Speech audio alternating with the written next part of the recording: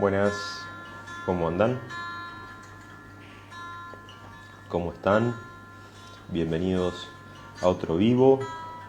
Vamos a esperar unos segundos que se vayan conectando. Hola Mariela, ¿cómo estás? ¿Se escucha algo la música de fondo? Ya que estás ahí. Hola Flor, ¿cómo estás?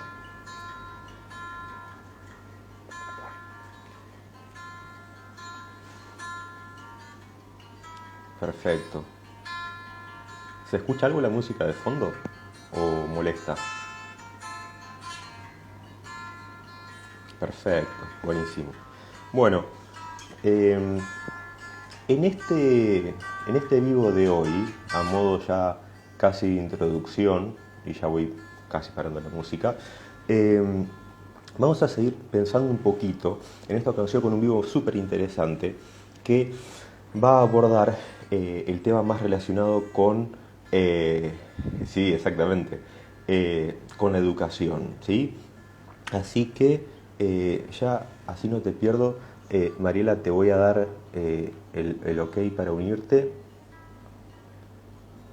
Así ya la invitación. Como les decía, este vivo tiene... Hola Mariela, ¿cómo estás? Buenas tardes, ¿cómo va? ¿Todo bien? Bien, muy bien. Bueno. Bueno, a modo de introducción estaba pensando más o menos lo que veníamos charlando. Este vivo tiene la finalidad de seguir pensando, ¿no? En este caso con el aporte de Mariela, que ya la voy a presentar y vamos a contextualizar de qué manera, de qué paradigma a lo mejor estamos más posicionados. Pero qué interesante que a lo largo de la historia, especialmente en el último siglo, ¿no? Mariela, corregime, eh, siempre ha habido algún tipo de paradigma reinante, es decir, una forma de concebir el mundo, de percibir las cosas, de entender la realidad, ¿no? Por ejemplo, no sé, podemos empezar con el conductismo, ¿no? De considerar al alumno esta cuestión como algo vacío, algo para llenar, en donde el docente era considerado el centro, lo más importante del sistema educativo, mientras que después, ¿no? Podemos seguir avanzando con el cognitivismo, con el constructivismo, luego el aprendizaje social, y a lo largo de la historia siempre estuvimos debajo de algún paradigma, aunque lo desconozcamos, ¿no? Y nuestra forma de actuar siempre, consciente o inconsciente, va a ser coherente con ese paradigma reinante. Y cuando uno se pregunta, pero ¿por qué hacía tal actividad en el aula? ¿Por qué tal libro de tema me sugería esa actividad? ¿Por qué repetir de memoria? ¿Y por qué yo tenía que dar esas clases magistrales?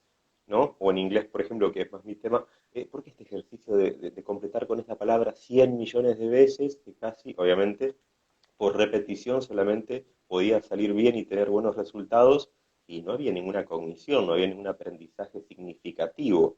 Luego están los aportes de, hablando de aprendizaje significativo, ¿no? O sea, ni hablar de Piaget, Vigo, Husserl, etcétera, que nos vienen a aportar más información. Después, cuando vos dijiste la música es importante porque emociona, lo importante de la educación emocional. Viene Goleman ya hace 25 o 26 años con la importancia de la inteligencia emocional. Después, hablando de inteligencia, viene Gardner a decirnos no hay un solo tipo de inteligencia, o sea que el CI ya no se va a construir solamente por una sola manera de inteligencia, hay múltiples inteligencias, por lo menos 8 en el libro del 83, Estructura de la mente. Luego el mismo se va a reformular en el libro del 2000 para hablar de las 5 mentes del futuro.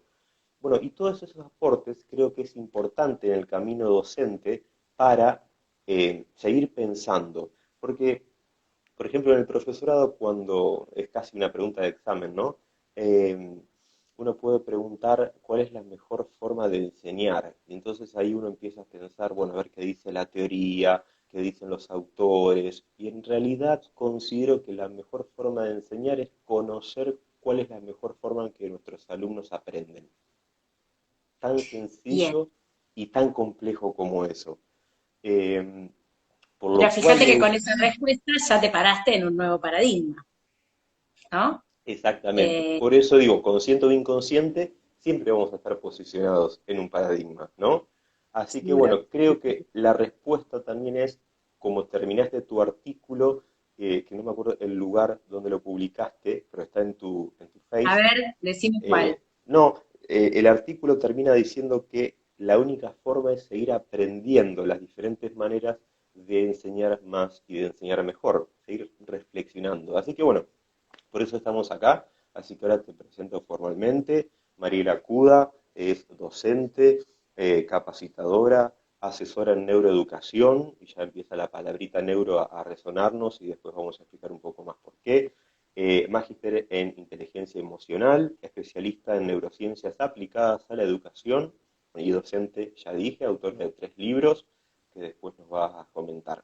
Así que ahora sí, bienvenida formalmente Mariela a este espacio gratuito, sin publicidad, solamente informal, solamente para compartir ideas, y todos los que se están uniendo ahí, siéntanse totalmente libres de comentar, compartir, estar de acuerdo, no estar de acuerdo, porque en este aprendizaje colectivo es la única manera que vamos a mejorar, en este caso, nuestras prácticas docentes, ¿no? Así que bienvenida, Bueno, Mariela.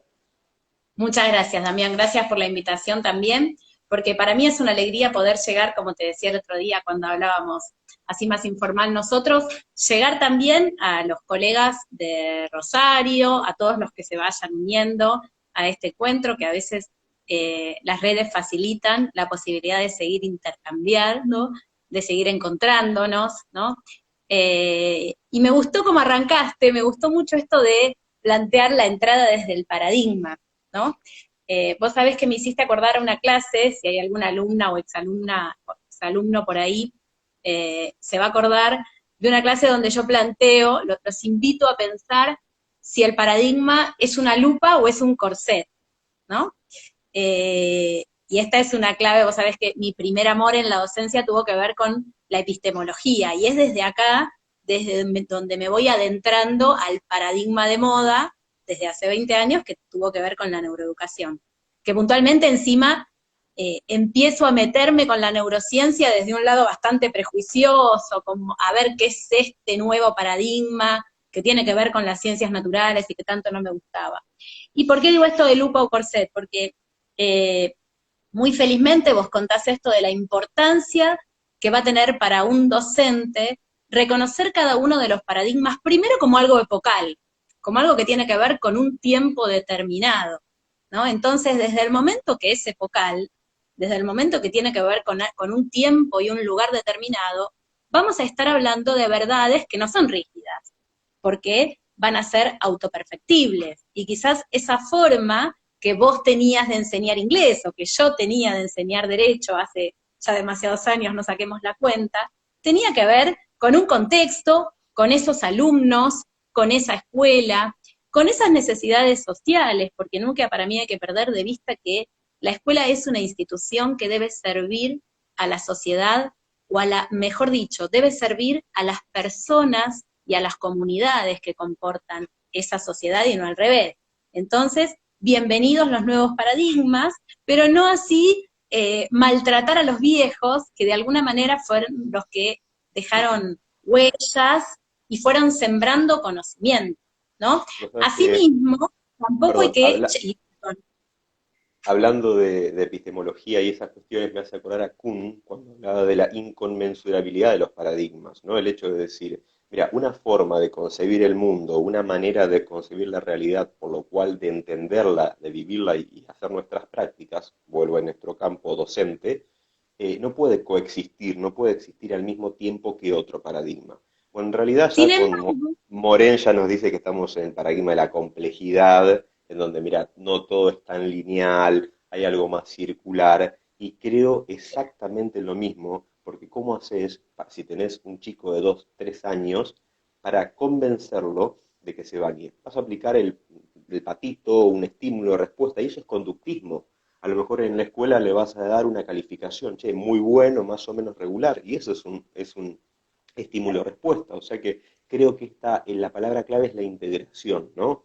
No algo ecléctico, sino integrar y, como decís, sacar lo mejor de ese paradigma totalmente epocal, contextual, y realmente terminar en algo mucho más complejo, más rico y que pueda dar respuestas a la multiplicidad de preguntas e interrogantes que se nos vienen surgiendo y especialmente en el último año, ¿no? mí me gusta hablar de que yo me paro en la neuroeducación desde una mirada, desde la mirada de la complejidad, desde el paradigma de la complejidad. No hay que perder de vista que Kuhn hablaba para ciencias naturales. En las ciencias sociales yo siempre les digo a mis alumnos que los paradigmas no mueren, me gusta pensar, los paradigmas se suman. Por otro lado, también hay que tener presente que cuando nosotros como docentes pensamos en educación, no es lo mismo que cuando el padre piensa en educación, porque quizás ese conductismo que le sirve al padre para lograr la conducta esperada en el nene que no se quiere bañar, no es el más propicio para el docente, porque el docente no está esperando una conducta, el docente está esperando un aprendizaje, que es algo más integral y más complejo que la conducta en sí. Entonces, es desde ese lugar que hoy comprendimos en la escuela que tenemos, donde ya no apuntamos a lograr una conducta, como era en la escuela del siglo XIX, porque las conductas se modifican continuamente. Hoy apuntamos puntualmente a aprender a aprender. Y es por eso que la nueva escuela en la nueva sociedad requiere nuevos recursos, ¿no? Y estos nuevos recursos apuntan a una nueva didáctica, y ya como que empiezo a contestar esta pregunta que quedó pendiente, ¿no? Al menos mi postura epocal, subjetiva y paradigmática de si la neurociencia es una moda o es un Un requisito, requisito. ¿no? En principio, también me gusta preguntarme, ¿no? ¿Y si fuera una moda, esto lo hace menos legítima? ¿Se mantienen las modas cuando no responden a una necesidad comunitaria, social y personal? ¿No son las Buena modas la pregunta, ¿eh? respuesta a una necesidad? ¿No? Vamos a ver qué Esto, opina acá la gente que nos está escuchando. A ver, vamos a hacerlo a ver, interactivo. Ahí está dale, a ver. Milagros, creo que está Fede. A ver qué opinan. Si le decimos neurodidáctica, neurociencias, pueden escribir si es moda, si es requisito, si llegó para quedarse, que hace bastante que ya llegó. También la educación, viste cuando preguntamos sobre educación emocional, que Ujú. la educación emocional aparece de la mano de la neurociencia, o son como primas hermanas, porque paradójicamente el estudio del cerebro descubrió o trajo el correlato de comprender que para aprender las emociones son tan importantes como la racionalidad. Entonces, la educación emocional empezó como a unirse. Pero también hay mucho debate respecto de eso. ¿Debe la escuela, y acá esto me encantaría abrir a debate, ¿no? ¿Debe la escuela enseñar educación emocional? ¿Enseñar todo este aspecto también? A ver, ahí veo un par de exalumnos que me gustaría que se A unan ver, que en las vayan respuestas. comentando. Y además, esta cuestión de neuro, ¿no? Así como a veces cuando uno habla de holístico, viene esa palabra con un poquito olor a saumerio. Cuando habla de neuromarketing, neuroeducación, neuroaprendizaje, uno ve una imagen, ¿no? De un cerebro, algo médico, algo rígido, y en realidad muchas veces, como decís vos, solamente lo que hizo fue atraer más evidencia de lo que a lo mejor antes se pensaba, se hace una hipótesis y ahora se confirma, ¿no? Así es. Pero bueno, ya Ese es el entrando, riesgo te decía, ese es el riesgo de como didactizar las palabras, ¿no? Uno para hacer más fácil el acceso a determinado conocimiento, simplifica conceptos. Pensar, por ejemplo, yo siempre digo quizás un poco feliz la idea de el cerebro va a la escuela, ¿no? Que fue claro, una idea muy marketinera. Está buenísima porque nos hace pensar, bueno, ahora tenemos que conocer esto también. Pero quizás yo agregaría el cerebro también va a la escuela, para darle esta mirada más integral a la que vos decías, ¿no? Pero bueno, es tenemos una forma de simplificar. esta tendencia todavía de estos compartimentos estancos que no se relacionan, ya sea yo doy historia, yo doy matemáticas, yo doy ciencia, yo doy inglés, ¿no? Y esta cuestión, si es educación emocional, no, el cerebro no, no. Si es neurodidáctica, no, es como que esta cuestión de sumar y de integrar, no, seguimos con esta tendencia a separar y el hecho de decir, si el cerebro va a la escuela, ¿qué pasa con el corazón? ¿No? ¿Qué pasa con el resto del físico? Y ¿Qué está pasa con bueno el también cuerpo? que cada paradigma tiene una concepción de persona. que tiene varias dimensiones esa persona, no es solamente un cerebro caminando, ¿no? Si te posicionás de un paradigma psicoanalítico en psicología, no vas a ver una estructura, un yo, un super yo, y un ello caminando solo. No, esa estructura está dentro de un combo que es la persona, de un ser vivo, psicosocial, espiritual, espiritual con esa idea de trascendencia, no solamente esa cuestión religiosa, ¿no? Entonces tenemos que ver esta cuestión integral de la persona. Sí, en este caso, haciendo un poco más a lo mejor, sumándole esta nueva información que nos aporta el mundo neuro, pero no olvidar todo lo otro, exactamente, es sumar. Sin duda. Claro, sí, porque incluso muchas veces cuando se piensa en el aporte de las neurociencias a la educación, cuando se piensa en la neuroeducación, se suele mirar el aporte que puede hacer el aspecto neuro a la didáctica y la pedagogía. No obstante, el puente no va de una sola mano. Esta conexión, este enriquecimiento entre una ciencia y la otra, tiene que ser bilateral, porque así, y es completamente bilateral, porque así como los hallazgos neurocientíficos, así como por ejemplo las neuroimágenes, ¿no? Esto de ver el cerebro por dentro cuando aprendemos, aporta una riqueza absoluta al cómo enseñar, desde entender cómo aprender, también toda la estructura de la pedagogía, de la cognición, de la psicología, todo el caudal de conocimiento que vino acumulando las ciencias sociales, le sirven al aspecto neuro, al neurocientista, para tener marcos de referencia de dónde indagar. El puente no va para un solo lado. Por ejemplo, si un neurocientífico se quiere poner a investigar qué pasa en el cerebro cuando comprendemos, ¿no? Algo tan simple como eso. Y busca, simple muy entre comillas porque de simple no tiene nada, ¿no? Pregunta compleja si las hay. Y busca a través de neuroimágenes, a través de tomografías, de distintos estudios, bueno, ¿qué está pasando? ¿Cómo se conectan las neuronas cada vez que comprendemos? ¿Qué va a buscar si antes las ciencias cognitivas no definieron qué es la comprensión? Y, por ejemplo, podríamos apelar al EPC, al paradigma de la comprensión, para primero definir qué entendemos por comprensión. Y es esa línea que viene desde la pedagogía, desde la cognición, desde la psicología, la que va a ayudar al neurocientista a construir su teoría, ¿no?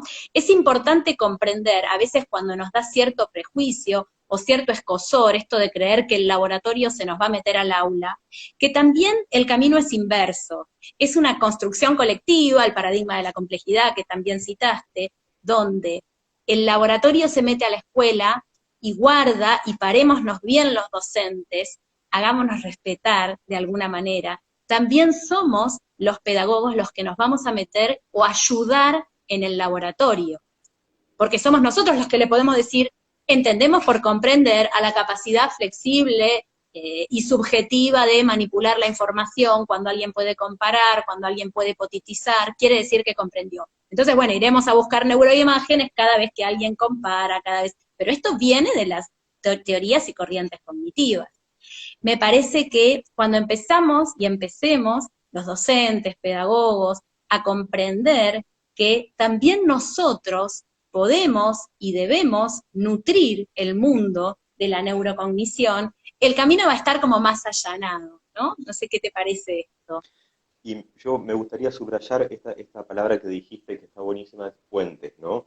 Esta de tender puentes y no quemarlos entre diferentes disciplinas. Creo que era César Coll, en un libro de educación, cuando hablaba de esta cuestión de la psicología aplicada a la educación. Entonces surge esta cuestión de psicología educacional. ¿Cómo educacional? Psicología, me saco la idea de diván, ¿y qué hace el psicólogo en la escuela? Bueno, esta cuestión de que las diferentes disciplinas, ¿no?, se van a empezar a interrelacionar con otras disciplinas, con otras ramas, y se van a tender esos puentes. Y exactamente la clave es que esos puentes tienen un feedback, una retroalimentación bidireccional. No es algo unidireccional, sino que hay una comunicación, un correlato de todas las partes. En este caso, cuando hablamos de neurodidáctica, específicamente, ¿de qué disciplinas estaríamos hablando? En realidad, la neurodidáctica es una teoría en construcción. De hecho, yo hago uso de esa palabra cuando todavía no está del todo legitimada en el contexto científico. De hecho, también es una palabra que didactiza o hasta en un punto mercantiliza la teoría, ¿no? Es para llegar al común. Sí, el concepto de neurocognición ya lo están usando muchos popes, y el concepto de neuroeducación lo usa Francisco Mora, lo usa Jesús Guillén, lo usan muchos especialistas de Barcelona, del Proyecto Cero de Harvard, que son como las líneas referenciales en educación, al menos en el mundo occidental. Entonces te decía, neuroeducación es esta unión entre los conocimientos de las neurociencias, los conocimientos propios de la educación y de la educación en la escuela, no cualquier educación, ¿no? Como marco institucional, y también de la psicología. En este marco, nosotros sabemos que dentro de todas las teorías de la educación, de todas las ciencias de la educación o disciplinas de la educación, hay una puntualmente que trata sobre cómo enseñar, sobre las técnicas, métodos y estrategias más efectivas para enseñar en un contexto de aula, entendiendo por aula algo bien amplio, ¿no? Porque hoy un Zoom puede ser un ámbito aula. Bien, claro. Entonces, si eso es la didáctica, la neurodidáctica va a ser esta construcción que hay entre los aportes de la neurociencia y lo que sabemos y lo que vamos construyendo en la didáctica. Yo te decía el otro día, no obstante, yo creo que con el correr del tiempo, el concepto neurodidáctica se va a ir subsumiendo en la idea de didáctica, porque no va a ser visible o imaginable una teoría didáctica que no incluya lo que sabemos del sustrato fisiológico neuronal del aprendizaje. Sería como muy ilógico desechar a la hora de querer construir un cómo enseñar, sería muy ilógico desechar todo el aporte que tenemos de las neurociencias respecto de cómo se aprende, ¿no? Entonces es como que... Porque todos estos conceptos de motivación en el aula, sí. La importancia de la memoria, sí. Los diferentes tipos de memoria, ya sea de trabajo, bueno, atención, ¿no? Y con todos los diagnósticos que pueda haber en el aula, el hecho de decir hoy en día, con la neurodiversidad, hablando de neurodiversidad, no, mira, hay atención, es hiperactivo, atención sostenida, atención fluida, etc. Atención, memoria, emoción, gestión emocional, habilidades sociales, todo está basado o tiene un sustrato, como vos decís, fisiológico, del cual solamente es tiempo de poner nombre, de aceptarlos, pero siempre estuvo, digamos, ¿no? Es como que escindirlo sería imposible. Y vos sabés que en un montón de hallazgos de la neurociencia, en realidad son la cara B de certezas que nosotros ya teníamos desde lo conductual, que un alumno para lograr, o una persona, ¿no? Para lograr un aprendizaje complejo, una habilidad cognitiva compleja, requiere necesariamente una atención sostenida. Si bien visualizarlo desde neuroimágenes vino a subrayar la idea, un docente en ejercicio ya tenía claro esto, ¿no? Un docente con práctica o la misma teoría didáctica antecedente a la neuro ya tenía esta certeza. No obstante, hay otras certezas que las neurociencias vinieron a dar o a subrayar, otras preguntas que vinieron a empezar a escribir que la pedagogía y la didáctica sola todavía no habían alcanzado, ¿no? Como vos bien decís, por ejemplo, la multiplicidad de memorias es un tema que a mí me apasiona, ¿no? Sí. Esto de qué tipo de memorias, vos sabés que todo lo que nosotros guardamos en el cerebro, en términos teóricos y en términos físicos también, no existe de manera única. Hoy ya comprendemos, no hay forma de entender una inteligencia, no hay forma de entender una atención, no hay forma de entender una memoria. También, estructuralmente, tenemos distintos tipos de inteligencias, de atenciones y de memorias, y que están localizadas en lugares fisiológicamente bien determinados. Hoy la neurociencia demostró, por ejemplo, está construyendo demostraciones en pos de, bueno, tenemos distintos tipos de memoria.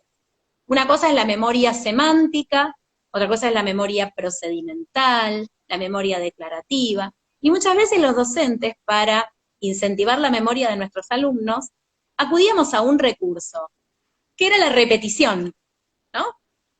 No obstante, hoy podemos construir, tendiendo ese puente, la idea de qué memorias van a sostenerse a largo plazo gracias a la repetición y cuáles no, cuáles en realidad requieren o van a ser propiciadas mejor por otros caminos. Si yo quiero acrecentar una memoria semántica, una memoria que tenga que ver con la comprensión, por ejemplo, con la habilidad de utilizar una información y reaplicarla a nuevas instancias, la repetición no me sirve, porque ese es otro tipo de memoria, Claro. ¿no? Es sobrecargar Entonces, la ahí, memoria de trabajo en esas horas de clases, como que yo te diga, bueno, recordá este número de celular y de Buenos Aires con 011, larguísimo, hago un súper esfuerzo, me lo acuerdo, pero a lo mejor en cuestión de minutos ya me lo olvidé cuando, ya está, lo anoté, listo, me lo olvidé. Y sobrecargar solamente ese tipo de memoria, que es la memoria de trabajo, claro, después diciendo, pero este chico no aprendió. Y ahí viene esta cuestión, ¿no? El hecho de decir, ¿puede haber aprendizaje sin enseñanza?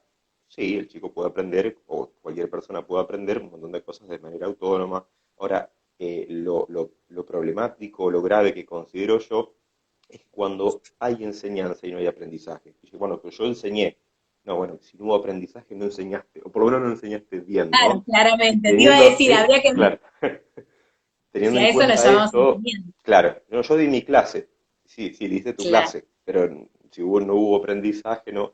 Y es como decís, poner en Bueno, funcionamiento las diferentes atenciones, los diferentes tipos de memoria.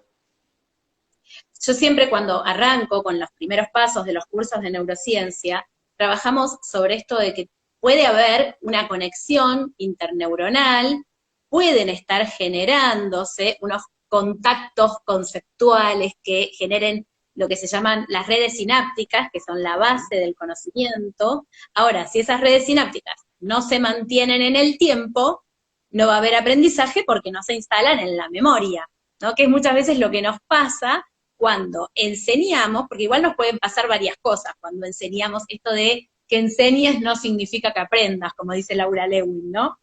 Y pueden estar pasando varias cosas. Una puede ser que el alumno me escuchó y no me comprendió. Ahí ni siquiera se generaron estas sinapsis, estos encuentros neuronales. O también puede ser que el alumno o la alumna me escucharon, me comprendieron, pero al no utilizarlo, reutilizarlo, no ser significativo para sus realidades, no estar conectado con sus esquemas emocionales, no tener relación con sus memorias emocionales, esa conexión neuronal no se mantuvo en el tiempo, no pasó a la memoria. Toda esta información es un caudal que viene de la neurociencia y que nos ayuda a pensar, bueno, entonces mi función como docente no es solo exponer, no es solo presentar la información. Y esto es para mí uno de los grandes aportes que en realidad ya muchas teorías cognitivas venían trabajando sobre esto, el mismo Brunner, Ausubel, el aprendizaje significativo, la misma idea de Piaget, si bien tiene algunas cosas cuestionables, Ujú. sostenían esto de que el docente no solo tiene que impartir la información, sino que tiene que especialmente trabajar en la construcción de relaciones, en la construcción de conexiones entre esa información que llegó y la vieja estructura de conocimiento del alumno, o la estructura precedente, ¿no? Lo que el alumno ya sabía. Ese es el mayor trabajo docente, ¿no? El ayudar a operar con el saber. Y también ahí hiciste hincapié en una puerta de entrada, que si bien a lo mejor por experiencia uno lo podía saber, pero vienen a confirmarlo todos estos estudios que dicen que no hay aprendizaje sin emoción, ¿no? Esta cuestión de, bueno, obviamente somos seres emocionales con razón, por lo cual las emociones cumplen un papel fundamental, igualmente que la curiosidad. No es lo mismo que yo te diga, bueno, mira, este evento sucedió, porque te diga, vengan chicos, ¿sabían que él, ya ahí como que, atención, ¿no? Esa motivación, curiosidad, ¿no? Entonces, tener estos, no sé si tips es la palabra, pero tener estas herramientas van a hacer que el aprendizaje sea un poco más significativo, despierte otros circuitos, ¿no? Vos lo explicarás mejor, por lo tanto, tenga otro tipo de llegada en el almacenamiento y genera algún tipo de espacio en donde luego el chico la tenga que recuperar, porque si es solamente pasivo y no se le pide que produzca, bueno, va a caer seguramente, como quien dice, en saco roto eso, ¿no? Entonces la cuestión de la O sea, es que retroalimentación y recuperar es fundamental. la comprensión, me hiciste acordar mucho en una de las primeras capacitaciones que yo me animé a dar sobre neurociencia, dije de manera literal, cuando hay miedo no se aprende, ¿no? Claro, Para que haya un aprendizaje, tiene que haber una emocionalidad positiva, abierta. No obstante, alguien que sabe mucho de educación me levantó la mano y me dijo, no, no, podemos aprender con el miedo. Si a vos viene un perro y te muerde, vos vas a aprender a partir de ahí que los perros muerden y vas a aprender a cuidarte ante los perros, ¿no? Y ese es un excelente ejemplo de cómo la pedagogía y toda la teoría cognitiva nos ayuda a comprender los aportes de la neurociencia, que somos los docentes y los pedagogos fundamentales y fundacionales en la construcción de la neuropedagogía. ¿Por qué? Porque ¿qué es lo que ocurre? Es cierto que se puede aprender en el marco del miedo, pero ¿qué es lo que se aprende? Son los aprendizajes necesarios y los aprendizajes deseados por la educación formal. No, la educación formal, es decir, en la escuela, apuntamos a otro tipo de aprendizaje. Apuntamos al aprendizaje significativo, según un paradigma, de la comprensión, según otro, profundo, según otro. Es decir, en la educación formal, en la escuela, los docentes, lo que queremos es que nuestros alumnos y alumnas aprendan conocimientos que van a ser reutilizables y aplicables a distintas situaciones. Y que por sobre todas las cosas van a apuntar a personas más íntegras, más felices y mejores con su comunidad y con ellos mismos. Este tipo de aprendizaje es el que requiere apertura y emocionalidad positiva, ¿no? Ahí tenemos, a ver. exactamente. Ahí hay un colega que estuvo en la charla del viernes pasado que estaba preparando y bueno, terminamos hablando de inteligencia y educación emocional y yo decía que siempre tenemos que estar posicionados dentro de una plataforma emocional, ¿no? Como vos decís, las emociones no son ni buenas ni malas, ni son oportunas o inoportunas. Hay un aprendizaje que se da de una emoción que es el miedo, el hecho de decir, entra alguien ahora por esa puerta, obviamente salgo corriendo, el efecto fight or flight, ¿no? Huyo o peleo. Bueno, pero si esa plataforma emocional ya es la fobia, ya es un sentimiento arraigado negativo que me paraliza, ahí sí no hay aprendizaje. Entonces sí, Y la no, plataforma emocional es importante, siempre puede ser del miedo, aunque no sería lo más indicado, pero de la curiosidad, de la sorpresa, ¿no? Por lo déjame tanto, sí. subrayar, por si esto no quedó claro también, que no es así, si bien podemos aprender o memorizar cosas con el marco del miedo, no es el deseable, no es Claro. el esperable y no es el ideal en el marco de la escolaridad, ¿no? Y esto es el gran aporte de la neurociencia. La atención sostenida, voluntaria, que permite funciones ejecutivas, que permite la atención, que permite movilizar las emociones y conectar lo nuevo con lo viejo, que permite reaplicar.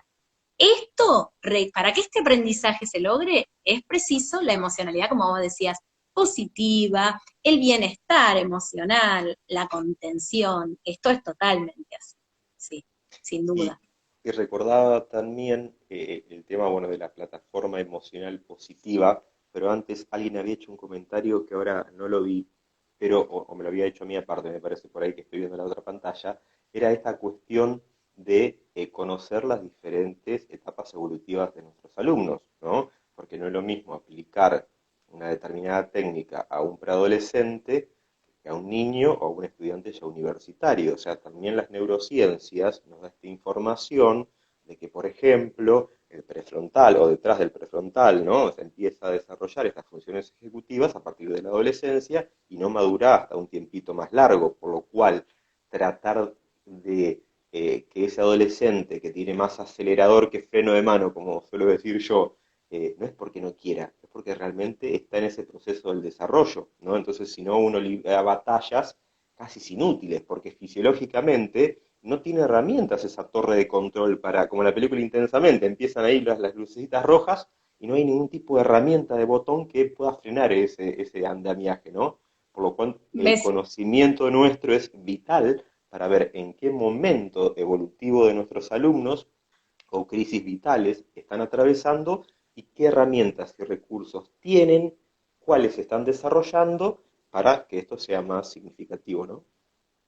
Completamente, o sea, es que me sonrío porque como madre de dos adolescentes, esto que acabas de decir, mientras lo iba estudiando es como que hacía, y le comentamos a todos, si ahí nos están escuchando, mamás o papás de adolescentes, esto que acabas de contar, tan interesante, que es la existencia de los controles inhibitorios, es una parte de los lóbulos prefrontales que no se desarrollan hasta avanzada la adolescencia. Esto Claro, quiere decir que si tu hijo o hija no se frena, que si tu hijo o hija no tiene todo el control que vos quisieras para gestionar esa emoción, esas emociones que a veces se van dentro de los caudales ideales, bueno, en realidad es porque tu hijo o hija es normal, ¿no? Esto es claro, interesante, muy interesante exactamente. plantearlo, y explica un montón de cosas de las conductas adolescentes. Sí, Los sí, adolescentes están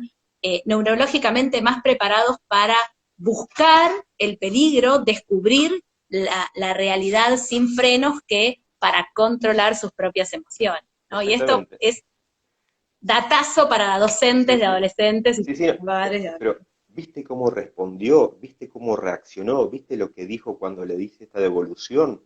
Claro, porque hay algo que es el freno de mano del auto, bueno, que ese adolescente ni lo registra, o sea, ni sabe que se puede usar, no sabe que está, lo está desarrollando. Hay solamente un pedalcito que es el acelerador, como decís vos, ¿no?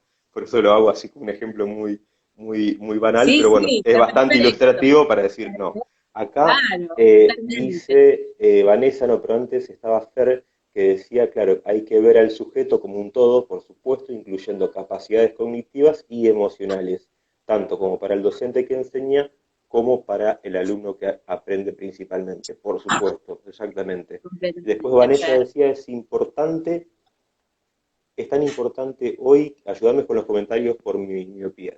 Empezaron las clases en secundaria en A Buenos ver, Aires, trabajar las emociones, tanto alegría, miedo, alumnos y docentes. Bueno, hablando de adolescentes, escuchaba el otro día que algunos autores lo están catalogando al mundo adolescente como un sector de riesgo, ¿no? Porque lo inherente a la adolescencia es el contacto social, esta cuestión gregaria, ¿no? Y fíjate que todo el 2020, bueno, fue totalmente lo opuesto, por lo cual en un colegio donde trabajo habían hecho una encuesta a secundaria, ya preguntando cómo proyectaban la vuelta escalonada en este año, y esta cuestión de la ansiedad, el nerviosismo, la preocupación en las primeras, más allá de la alegría de volver a conectarme con mis amigos, a compartir momentos en otros lugares, era esta plataforma, volviendo a la plataforma emocional, era la plataforma de la ansiedad, la del cortisol, era la plataforma de la preocupación, del nerviosismo, por lo cual tenemos que estar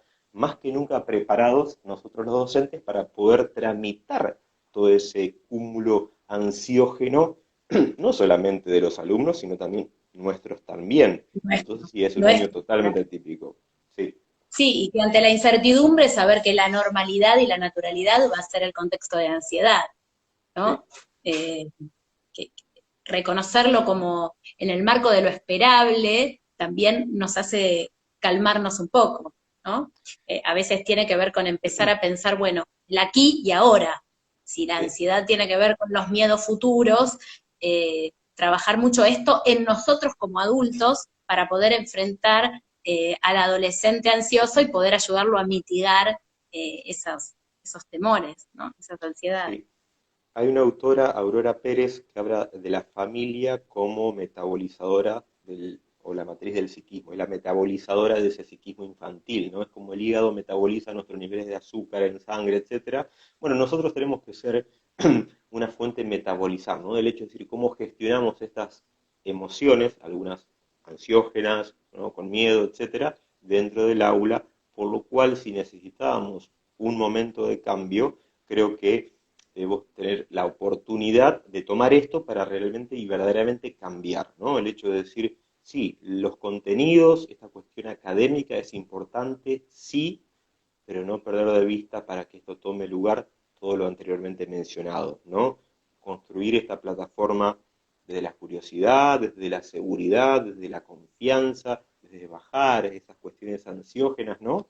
Creo que forzadamente nos vamos a encontrar a pensar en estas cuestiones y que me parece ya era el momento de ponerlo en agenda, ¿no? En el mundo docente. Totalmente. Vos sabés que si hay algún docente acá escuchando, quizás pensar en algunos de los tips que podemos dar como para ayudar en esta vuelta tan compleja para la realidad escolar cuando volvemos, y que tienen que ver un poco con el aporte de las neurociencias. Tiene que ver, por ejemplo, con recordar siempre que aprendemos desde toda la corporeidad y que el movimiento enriquece el conocimiento. Y además genera esos neurotransmisores que nos hacen sentir mejor, confortables, ¿no? Aumenta serotonina, dopamina, baja el cortisol. Entonces, por ejemplo, una buena estrategia para los docentes en esto que comienza, especialmente cuando tengan presencialidad dual, ¿no? En los tiempos presenciales, sería poder pensar estrategias didácticas que permitan movimientos, movimientos distanciados, siempre en el marco de la realidad Claro. institucional, ¿no? Obviamente, pero si la escuela me lo permite, si el aula, ahora que tenemos más espacio en las aulas, ¿no? Quizás esto es algo para capitalizar, pensar alguna estrategia, pensar aprendizajes por estaciones, dictados caminantes, alguna estrategia que invite a al movimiento, ¿no? Intercambiar algún tipo de juego, un ida y vuelta. Esto va a ser facilitador de bienestar, y si está bien gestionado en el grupo, el movimiento, de forma tal que podemos asegurarnos el no contacto físico, este movimiento va a dar las condiciones de humor, bienestar, encuentro en la distancia, porque esto va a ser lo que necesitemos, ¿no? Me parece que es una buena estrategia. Pensar algún tipo de juego con cintas largas, en los más chicos, por ejemplo, cintas marcadas con 1,5 metros, pero que se sientan unidos, tocando y llevando esas cintas que puedan pensar el encuentro, juegos con avioncitos, juegos de ida y vuelta. Bueno, el avioncito hay que tener cuidado porque no puede volver, hay que tener mucho cuidado con el objeto, según protocolo. Pero quizás pensar en estas estrategias que impliquen encuentro visual, ¿no? Evitar, ya que vamos a hacer menos y no nos podemos tocar, evitar las disposiciones áulicas donde haya una unidireccionalidad al docente, facilitar el encuentro de las miradas. Para los seres humanos es fundamental el entorno social en el aprendizaje y en el bienestar, que son una misma cosa. Entonces, todo lo que podamos hacer desde este lugar, la música, que yo te decía cuando arrancamos, capitalizar estas estrategias, eh, utilizar más que nunca el humor, siempre que se pueda, música, colores, encuentros, movimientos, para lograr este bienestar que va a ser más difícil que antes, sin ninguna duda. Exactamente, esa distancia social, pero al mismo tiempo cercanía emocional, ¿no? El hecho de decir, reconectarnos, esta cuestión del vínculo como algo totalmente curativo en terapia, en sesión, vínculo como movilizador en cualquier tipo de encuentro social, o sea, al no haber vínculo, no hay chance de que haya un aprendizaje significativo o un cambio, lo que sea. Por lo tanto, estimular esta cercanía emocional independientemente de esta cuestión física del 1,5 metros. A lo mejor antes puedo estar sentado literalmente a la par o cerca del docente y no haber vínculo. Sé que esta distancia social no siempre es como, ¿cómo me vinculo con mis alumnos? Mira, de otra manera, a lo mejor más asertiva que antes, porque vas a pensar otras estrategias, ¿no? Así que bueno, Es muy Mariela, importante. ¿Vamos sí, decime. cerrando? No, no, decime, Una decime. última, Dale. muy importante que en este vínculo, en este aporte tan genial que acabas de hacer, que en este vínculo los docentes nos abramos a nuestros alumnos también manifestando nuestras propias emociones, porque ¿cómo logramos esa responsividad emocional? ¿Cómo logramos que que el alumno y la alumna me sientan cerca? Contándole también mis aspectos emocionales, también, ¿por qué no?, manifestándole mis ansiedades frente a estos cambios, manifestándole mis miedos para que ellos puedan abrirse y contar su lugar emocional también, ¿no? Muchas veces estamos acostumbrados a una educación tradicional donde el docente nunca habla de su familia, nunca Era habla de sus escéptico. emociones.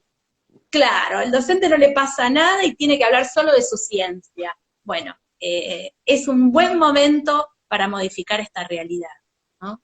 Por eso me gusta mucho cómo lo plantea Mar Romera, que la cité en otros vivos o en un podcast que hice. Ella cuando habla de educación emocional le agrega y emocionante, porque la única forma, y ya Me es como que encantó. bueno, estoy haciendo Después te un voy a pedir que vos spoiler de lo una así. serie, eh, de, de decir, bueno, el asesino fue el mayordomo, pero bueno, insisto, ¿cuál es la mejor forma de transmitir esta educación emocional? Y es vivirla, porque yo puedo decirle, miren chicos, la verdad que la empatía es importante, vamos a ver un video de la empatía, vamos a definir la empatía, pero en un momento pasa alguna situación y yo le digo, sí, bueno, pero ¿sabes qué? No estudiaste, tenés un uno.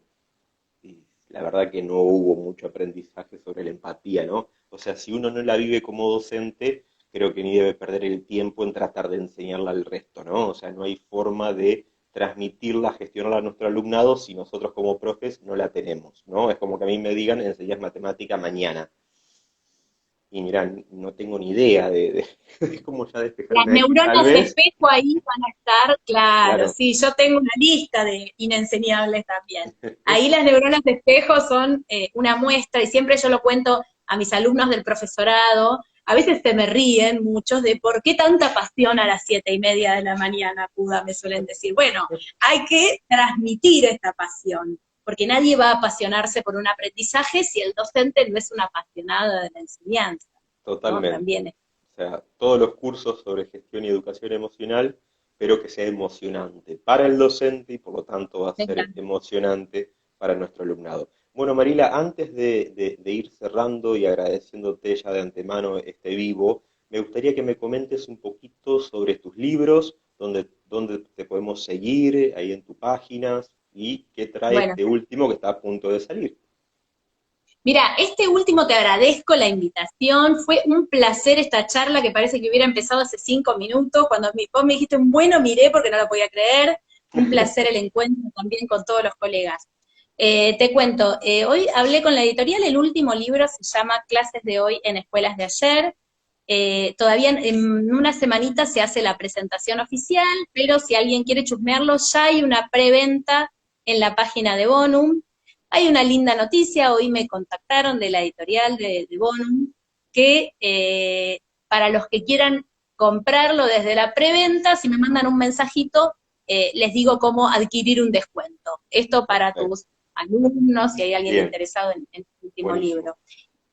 Este libro apunta, vos fíjate que lo que decía al principio se ve un poco en la historia de mis publicaciones. El libro anterior era Neurociencias, Didáctica y Pedagogía, como una presentación de la neurociencia en el marco de la educación. Y ahora ya este es cómo educar hoy para la escuela de hoy, con muchas características del ayer, donde la neurociencia atraviesa la mirada, ¿no? Ya está como incorporada en la didáctica, tanto la neuroeducación como la educación emocional. Tiene que ver con una fundamentación y aportes didácticos concretos. Por eso me parece interesante, hay una cita de Young, psicólogo, psicología analítica, que él nos recomienda conozca todas las técnicas, conozca todas las teorías, pero nunca se olvide que enfrente de usted hay un alma. Por lo cual creo que estos aportes de los diferentes paradigmas, técnicas, disciplinas, etcétera, está buenísimo, pero no olvidarse de conectar esa cercanía emocional de la que hablábamos antes, de tener en cuenta que hay un alumno, alumno con necesidades, con ansiedades, una Amé, realidad. amé, esa la robo y le voy a agregar, hay un alma y hay un cuerpo. Ujú. Algo que pocas veces citamos en la escuela, bienvenidos los cuerpos, la corporeidad, la emoción, el encuentro, que ahora va a ser tan difícil. Sí, sí, Lo que nos interesantísimo. hace más humanos, ¿no? Y también todo Sí. esto es como que va a ese camino de cambiar un poquito, ¿no? Esto también era un pedagogo francés, Jacques Mellors, me parece, no lo recuerdo ahora, que era la idea de dejar de esta tendencia a educar sobre tal cosa, contenido, ¿no? Sino acerca de saber hacer, saber sentir, saber convivir. Y no, nadie se va a acordar después de un tiempo el número de caídos en una batalla, o una fecha, o si recién a la vuelta de tu casa te encontraste con una planta, no sé, las características de las plantas de Está bueno. botánica, de biología que hemos Tenemos visto, a ¿no? Google, claro. Entonces, creo que este corrimiento de enfoque me parece que fue catalizado, fue acelerado por esta pandemia. Así que bueno, hay un último comentario, así Vanessa dice, ojalá que los docentes de las escuelas públicas tengamos la oportunidad de escucharte y aprender de tus conocimientos, Mariela, buenísimo, ahí queda ya abierta la Ay, invitación para, dale. Te mando un beso grande. perdón si hubo algún Tan comentario que no leí, acá estoy viendo y repasando. Así que bueno, Mariela, desde ya fue un placer, millón de gracias por este espacio, como vos decís vos, para igualmente. aprender más, para seguir adquiriendo estas habilidades para enseñar más y mejor. Así que bueno, gente, si les gustó, pueden hacer clic ahí en el me gusta, pueden reenviarlo, compartirlo con toda la gente que le pueda llegar a interesar. Los dejo ya liberados, no los molesto más, aunque yo seguiría con Mariela mucho tiempo más. Así que Mariela, te dejo el cierre, Otro limpieza. millón de gracias. Bueno, el placer fue todo mío. Y un cariño grande a todos los docentes y alumnos que van a arrancar este ciclo lectivo tan complejo, pero que es una excelente oportunidad para aprender mucho más. Así que mucha suerte en este año que nos toca afrontar. Siempre unidos es más fácil. Es un eslogan, pero tiene mucho de cierto. Exactamente. Bueno, gente, Cariño grande. Un gusto chao grande, Mariela, Damián. igualmente. Bueno, gente, nos vemos en el próximo vivo, que ya va a ser prontito, y como siempre, millón de gracias por todos los comentarios, por todas las sugerencias. Hasta la próxima, chau, chau.